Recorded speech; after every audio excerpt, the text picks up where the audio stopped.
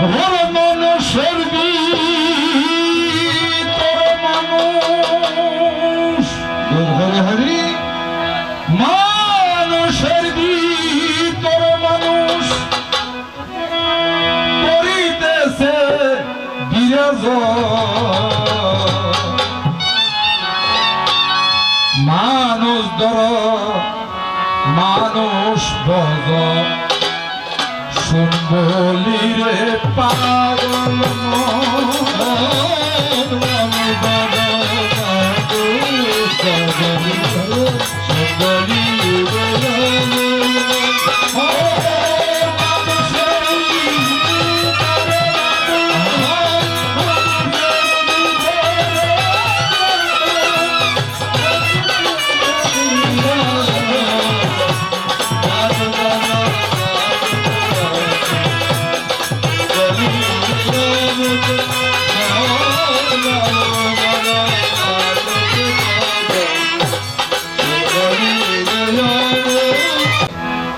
চরণের জগৎ হইতে এই পঞ্চভূতের পঞ্চভৌতিক দেহ, পঞ্চভূত কি?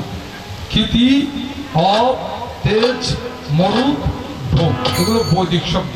ক্ষিতি, অপ, তেজ, মরুত, ভোগ, এগুলোর বাংলা হচ্ছে আগুন, পানি, মাটি, বাতাস, আকাশ।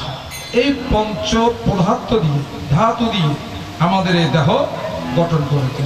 আচ্ছা দেখুন তো, সুরেশ্বরানন্দ বাবাজি, স্বামী অদ্বৈতানন্দ ঋষি, দেখতে আমাদের মতো না, মানুষের আকৃতি না বাবা। আসলে এরা কি মানুষ? না, মানুষ নয়, দেখতে তো আমার মতো, রক্তে মাংসে। আচ্ছা স্বামীজিকে যদি কোনো মেয়ে প্রণাম করে, স্বামীজি যদি ওনাকে আলিঙ্গন দান করে, কেউ কখনো মন্দ বলবে বাবা? কখনো বলবে না। আচ্ছা মনে করো কোনো একটা মেয়ে আমাকে প্রণাম করল, আমি যদি ওকে আলিঙ্গন দান করি, আমার অবস্থাটা কি হবে? বলবে সঞ্জয় বাবু সবাই দাঁড়িয়ে বিভিন্ন ভাবে ধর্মের কথা প্রকাশ করতেছে, বুঝাচ্ছে, আর আসল থেকে নেমে লম্পটগিরি করতেছে। তাহলে তিনিও মানুষ আকৃতি, আমিও আকৃতি, অর্থাৎ ব্যবধানটা কোথায়? দৃষ্টিভঙ্গিতে, চরাচরে। এবং যে সত্তা থেকে এসেছি তিনি সেই সত্তাকে জাগ্রত করেছেন, ব্রহ্মে লয় হয়েছেন, যুক্ত হয়েছেন। আমি না ভাগম সম্ভব হয় না বিধায় তাহাকে প্রণাম করলে, আলিঙ্গন দিলে কলঙ্ক নেই, আর আমাকে প্রণাম করলেই কলঙ্ক হয়। আর বলতেছি মানুষ কি আর এমনি বটে, যার চরণে জগৎ লুটে, এই না পঞ্চভূতের মতে খেলিতেছে নিরঞ্জন।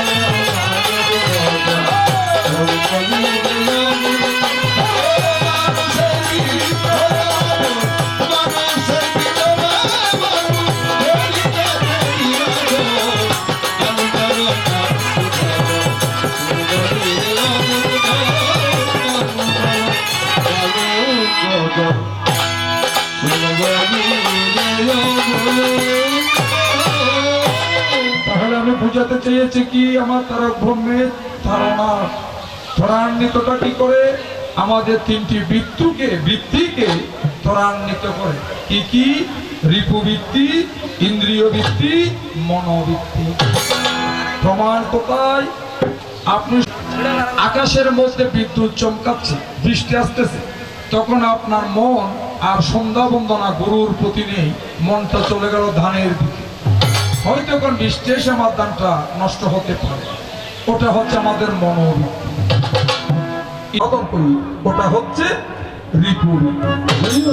এই তিনটি বৃত্তিকে ত্যাগের জন্য ত্বরান্বিত করার নাম নিয়ে নামের মধ্যে গুরুকরণ করে সেই নামের প্রভাবে ওই বৃত্তিকে বর্জন করতে পারলেই আপনি ব্রহ্মদেশে ব্রহ্মসত্তা জাগ্রত হবে এবং তখনই আপনি ব্রহ্মে লীন হবেন, অর্থাৎ পূর্ণ ব্রহ্মের।